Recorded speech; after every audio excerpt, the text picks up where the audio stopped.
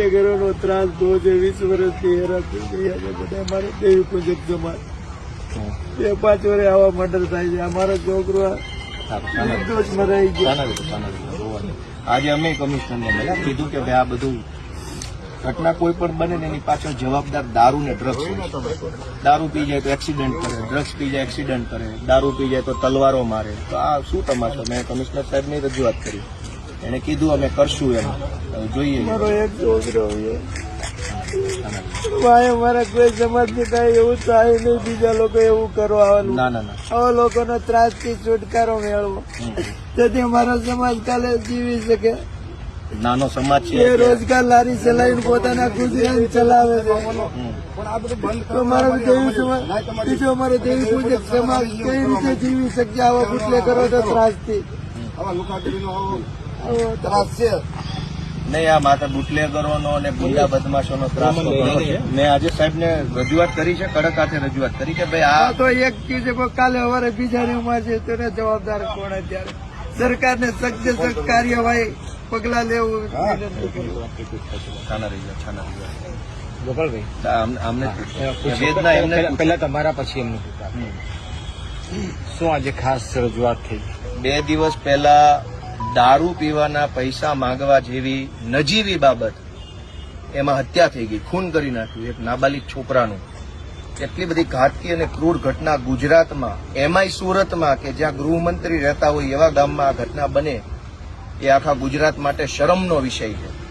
આજે પીડિત પરિવારના સમર્થનમાં ગુજરાતમાં કાયદો અને વ્યવસ્થાની સ્થિતિ સુધરે એ માટે ડ્રગ્સ અને દારૂનું જે કાંઈ આખો કારોબાર છે એના ઉપર પોલીસ નિયંત્રણ લાવે, ડ્રગ્સ અને દારૂ વેચનારા લોકો ઉપર પોલીસ કડક કાર્યવાહી કરે એવી રજૂઆત લઈને અને દેવી પૂજક સમાજના જે નિર્દોષ યુવાનની હત્યા થઈ છે એને ન્યાય મળે, ફાંસીની સજા થાય એવા કાગળો પોલીસ કરે, એ માટે આજે અમે સુરતના પોલીસ કમિશનર સાહેબને રજૂઆત કરી છે.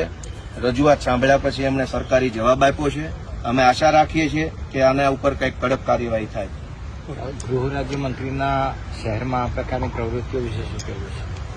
આ સુરતમાં ગુજરાતના ગૃહમંત્રીનું ઘર છે. ગુજરાતમાં દારૂબંધી છે, છતાંય એક માણસ દારૂ પીવાના રૂપિયા 20 માગે છે. કોની પાસે? રોડ ઉપર શાકભાજી વેચતા ગરીબ દેવી પૂજક સમાજના છોકરા પાસે. એ પૈસા આપવાની ના પાડી તો છરો મારી દીધો. ગુંડાઓની હિંમત જુઓ. ગૃહમંત્રીના ગામમાં, ગૃહમંત્રીના શહેરમાં ગુંડાઓની હિંમત જુઓ. હમણાં સુધી એવી વાતો થતી હતી કે 100 કલાકમાં ગુંડાઓનું લિસ્ટ બનાવું. ક્યાં ગયું લિસ્ટ? એ લિસ્ટમાં આ ગુંડાનું નામ કેમ ન આવ્યું?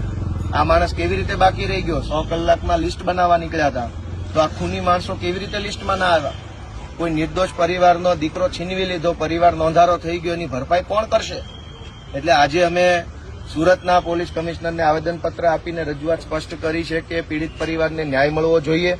અને બીજી વાત કે ગુજરાતમાં, સુરતમાં દારૂ અને ડ્રગ્સ ઉપર કડક કાર્યવાહી કરવામાં આવે તો અને તો જ ગુનાઓ અટકે એમ છે. કેમ નથી થતી? હપ્તા લે છે બધા, બંધ કેમ ન થાય? મને 2 દિવસ પૂરતો ગૃહમંત્રી બનાવે, 8 પાસને ધક્કો મારીને ગ્રેજ્યુએટને બનાવે, હું કહીશ કેવી રીતે ગુજરાતમાં દારૂ ડ્રગ્સ બંધ થાય? મંત્રી પોતે જ 8 પાસ હોય, કોન્સ્ટેબલ 12 પાસ હોય, કેવી રીતે દારૂ ડ્રગ્સ બંધ થશે? આખું ગુજરાત જાણે છે કે જેની લાયકાત નથી, આવડત નથી, એ મંત્રી છે. આવડતવાળો પીએસઆઈ, આવડતવાળો પીઆઈ છે, એ એના અંડરમાં કામ કરે છે. તો કેવી રીતે ગુના ઉપર નિયંત્રણ આવશે? ભાઈ હવે ઘડીક મને વાત કરી લેવા દો.